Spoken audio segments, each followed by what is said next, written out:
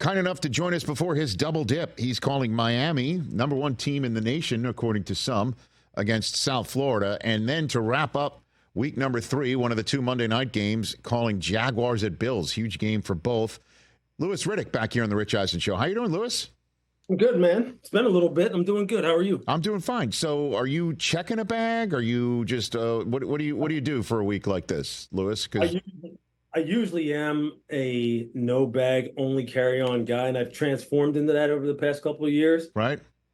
But this is a little bit of a long trip, and I'm kind of a stylish dude, so I got to have a couple suit options. Oh, look at that! I can't fit it into one carry on, Rich.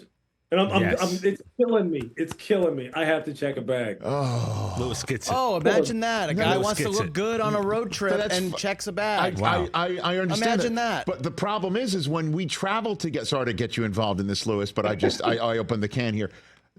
If you travel with somebody, then I'm not checking a bag. You're checking a bag. Now you're holding people up. Oh, 10 extra minutes. Oh, my goodness. 10 minutes. Yeah, that's what it is. Yeah. Believe me, I've been involved in those discussions before. Yeah. I used to check the bag all the time because I bring a lot of stuff. Shoes and stuff. You need options. And there would be people who would get annoyed. Man. You're looking at him, Louis. Rich Eisen. Yeah, you're looking at him. That's right. That's how you gain reputations. You don't want to gain reputations.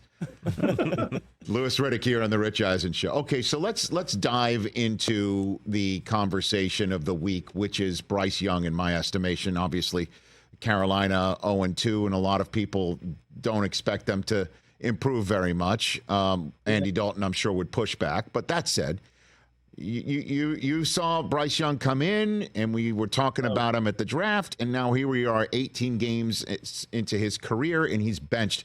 Why do you think Bryce Young got benched, Louis? How did we get here, do you think? There's always, look, I talk about this so many times. Player acquisition and player development is like a tripod. There's like 3 phases to it, right? There's the scouting and evaluation phase, right? And then there's the valuation, putting a value on them and then selecting them. And then there's the development and implementation part. All 3 of those, you mess up one part of it and it'll go awry. You mess up multiple parts of it, you set your franchise back. You mess up all 3, and now you're looking at benching the number 1 overall pick and maybe sending him down the road and setting your franchise back for God knows how long. That's what it sounds like has happened with them. Okay? Bryce is a fantastic talent who was a fantastic college quarterback who you had to be honest, though, about where he won, how he won. And I'm not saying Alabama. I'm saying where he won in terms of on the football field, how he won, the kind of environment that he really excelled in, and how that was going to transfer to your place in particular. Because you're not scouting for the league, you're scouting for your specific place. And then you're looking at whether or not, especially when you're talking about the valuation and selection phase, okay, now you're talking about, you're comparing him, not in a vacuum, but you're comparing him to other people who are available too, that you'd be bringing into your situation, not everyone else's, your situation. And there was another guy who went right behind him, right behind him, who, if you listen to people who were inside that building, who they thought, this guy is a better fit for us. This guy can survive in the environment that we feel as though you need to put a quarterback in order to win, primarily from the pocket. Yes, you need the ability to extend plays and create and throw the ball off of different platforms and be an ad-lib player. Yeah, but he can't live in that environment all the time, especially when he's like 5'10", 185, 190 pounds. You don't want him doing that. And then in development and implementation phase, all right, can we protect him? Do we have a strong run game? Do we have some players who around him who we can throw the football to? Do we have a coaching staff that's competent? Do we have an ownership structure that's going to allow those people to go ahead and develop that guy, assuming, number one, that you also listen to them and listen to your scouting department in selecting the guy in the first place? Okay, see where I'm going? All of this stuff. All of this got screwed up. All of it. And that's why then when you wind up looking at the guy who was drafted right behind him, who winds up having one of the best rookie quarterback seasons of all time, that being C.J. Stroud. And then you watch him on national TV absolutely just tear it up. You're sitting there going, damn. And if you're an owner who feels as though it's my team and I can do what I want, and there's a new coach who doesn't have the same amount invested in Brett. He wasn't even there when he was selected. He wasn't there. Now, Dan Morgan was there, the general manager of Carolina, but he wasn't calling the shots. When you have people who aren't invested in that individual who you drafted number 1 overall, it's very easy for you to go, you know what? It wasn't my guy in the first place. Sit him down. But don't you think, though, Lewis, that Canales was hired based on his plan for Bryce Young? I mean, like that had to be the centerpiece of who was going to get hired. And, you know, obviously there's other parts to it as to 6-year contract and who would want to come in, you know, and work for an individual as a reputation for one and dunning people. So that's the question I guess I have from the here moving forward for you, Lewis, is how does Bryce Young get redeemed at this point in time? Like, what metric by which, I mean, by the way, this conversation could be moot the first quarter that Max Crosby gets his hands on Andy Dalton, you know, in the first quarter. You're right. And Young's out there now as a benched quarterback being asked to play. So the question is, what happens from here? How do you see this playing out, Lewis? Oh, going back to what you had said originally, though, about Dave Canales, I'm not naive enough to think he didn't tell David Tepper, hey, I can fix him. Right. Yeah, I'll take the job. Of course, I liked him coming out of school. I can do a lot of things with this kind of, you know, with this kind of athlete. I can recreate some of the things he did at Alabama. Smaller quarterbacks have survived in this league. Height isn't a problem. His body structure isn't a problem. I can do all those things, of course. Especially considering what everyone raved about with Bryce Young coming out in the draft, which was, what was the number one thing that they said that he did better than anybody? It was process. It was get on the whiteboard, be able to talk about his scheme, make quick decisions, you know, on the field. And his coaches down at Bama, Nick said, they all said the same thing about him. So, yeah, it wasn't like he was sitting there going, well, I don't really believe in him. I hardly doubt that was the conversation. But how does this flip? Yep. It flips when you have that meeting on Monday with the owner, and the owner is watching C.J. Stroud and hears everyone talking about how good C.J. Stroud is and sees that they're maybe a favorite to, like, dethrone Kansas City in the AFC, and he's going, I want some of that. I want to be talked about that way, when he was the primary problem in the first place. And then he just changes his mind. You know, it's like selling a stock, buying a stock. And the only reason I make that analogy is because I've heard some things like that about how business guys like that sometimes run their business and then try to come into the football world and run the football world like that, which we know it doesn't work. You don't do that. So now how does Bryce redeem himself? Look, you're right. It could flip on its head with one, you know, unfortunate hit. And we're all hoping that doesn't happen to Andy. But yeah, it could all change and he could be back in there. But to me, if I'm Bryce Young right now, I want to get as far away from this place as possible. Because they've already told me what they really think. Now, if I get back in there out of necessity because Andy Dalton gets hurt, that isn't really because they really, truly still believe in me. It's because I have to, not because they want me to. I think how he really gets redeemed and how he really is able to clear his head and reset is to go somewhere that, you know, with a team where the people literally tell him, hey, look, we want you. We see what the deficiencies were with the structure you were thrust into, and then the things that you need to take accountability for that you need to be better at. And we're going to work from there and move forward. Look, who was it that reached out to him that I just heard recently? Baker Mayfield, a guy who bounced around to multiple teams who many people in the media thought, Baker's done. Baker's never going to be a franchise guy. Baker's never going to be a guy who people think can really take him to the postseason and win football games.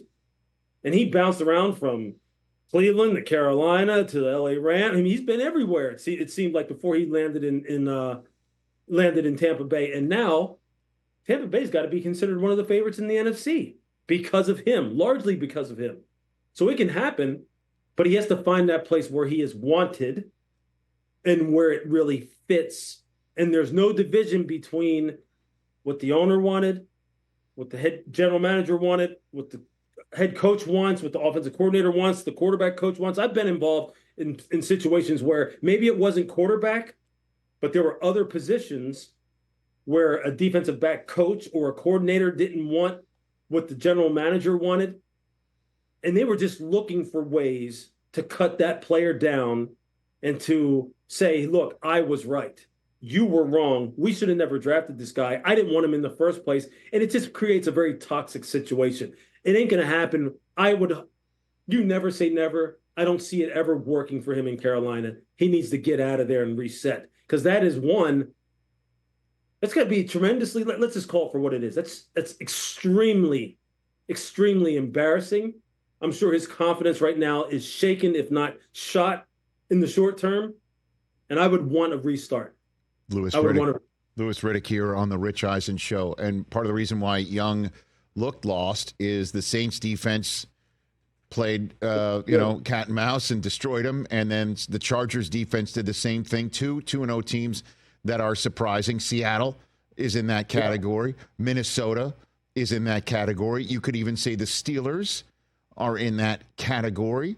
Give me one of those teams that you think we've seen enough to say, okay, that's the team we're going to get over the next 15 regular season games. Louis? Yeah, the one that's look,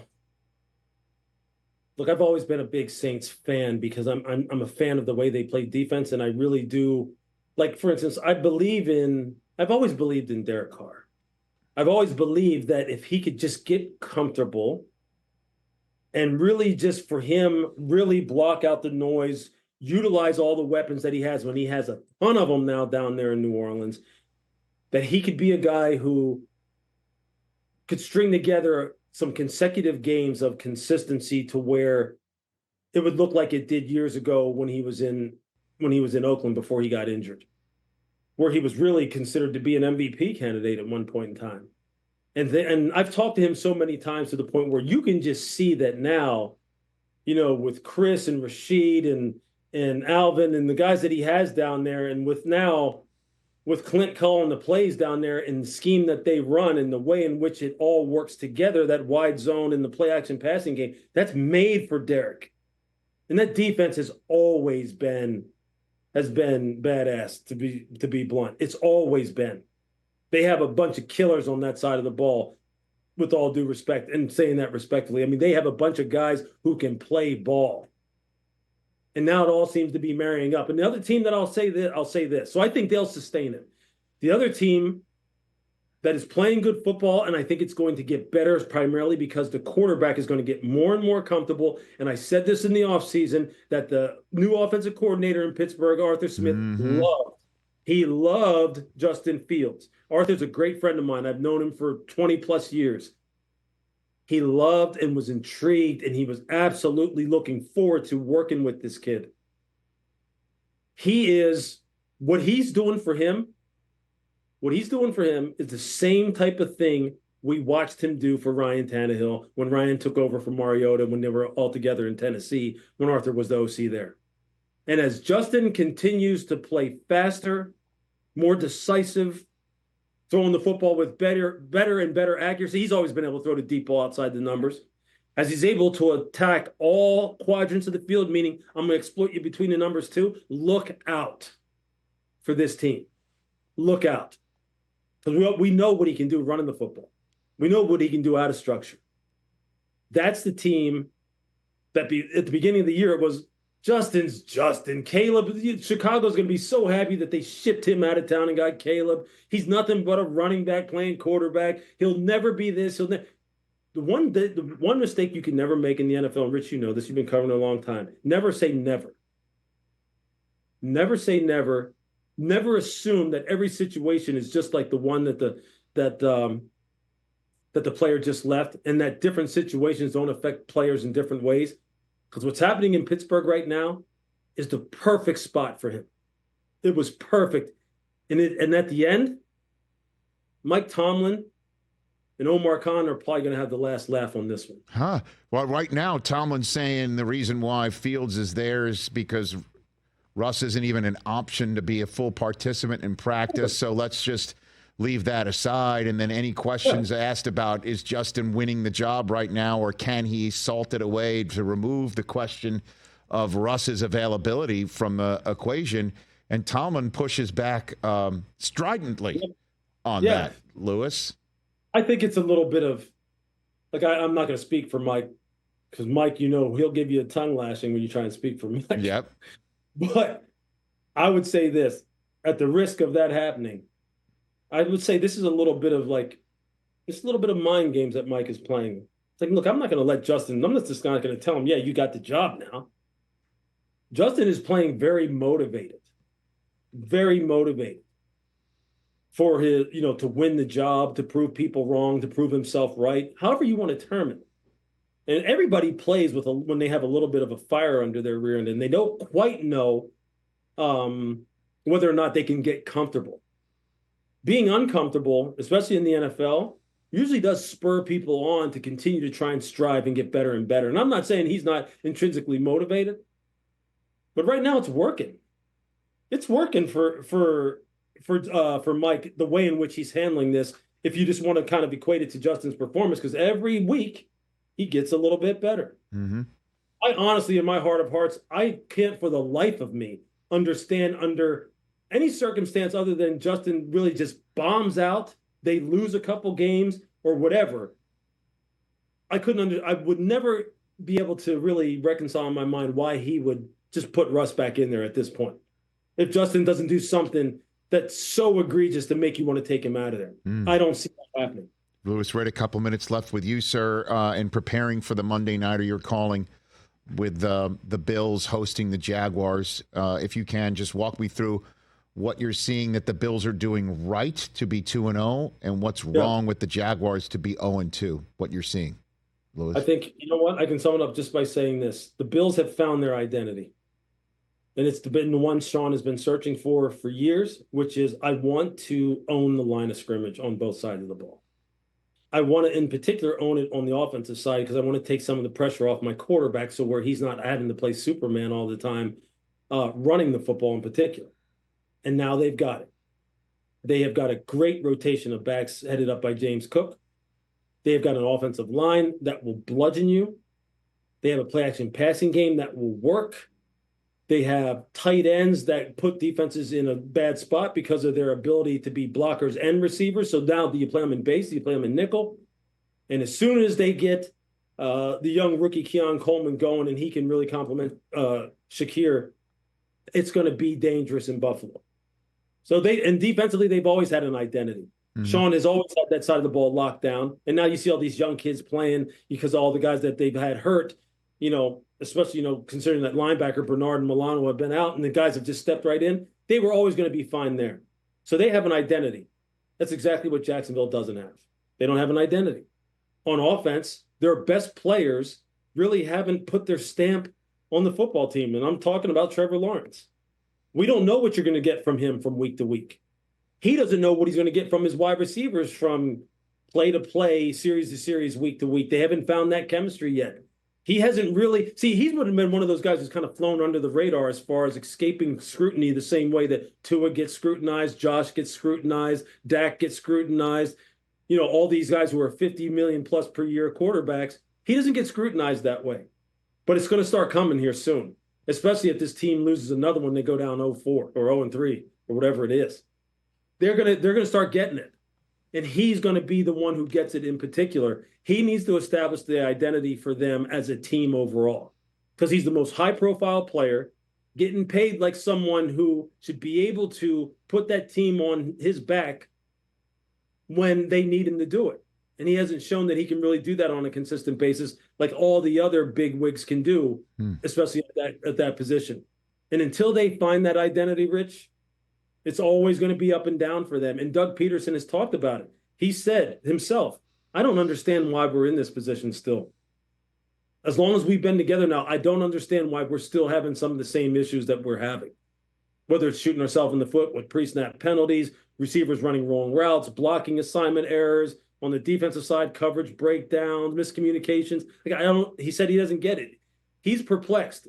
And whenever a coach starts talking about that, It usually is started. It's something that's been generated internally in the locker room. That's where it needs to get corrected. So they better find an identity quick, because this season is getting away from them real fast. All right. And lastly, speaking of quick, you had a quick 2 cents. What happens tonight? Jets, Pats, kickoff week 3. 2 cents on that, Lewis? Man, I'm going to go with the Pats, because I really like this defense and how it has players that can perform multiple different roles. And I think it could give the Jets a lot of issues. And the Jets, man, they suffered a lot of injuries on the defensive side of the ball. I love Gerard Mayo, man. And Alex Van Pelt, the OC, is my guy. That was my quarterback when I was in college and we're at Pitt. So, I'm a homer. You know that. Okay, very good. Lewis, have a great trip down to Florida for Miami USF over the weekend, and then out to Western New York for Jaguars at Bills. Look forward to hearing you behind the mic. And may your bag come out first on the carousel, sir, Lewis. Yeah, that's what I'm hoping. Take care of yourself. That's Louis Riddick at L Riddick ESPN. To at him and have a conversation right here on The Rich Eisen Show. Catch The Rich Eisen Show every single day on the Roku channel, 12 to 3 Eastern, for free.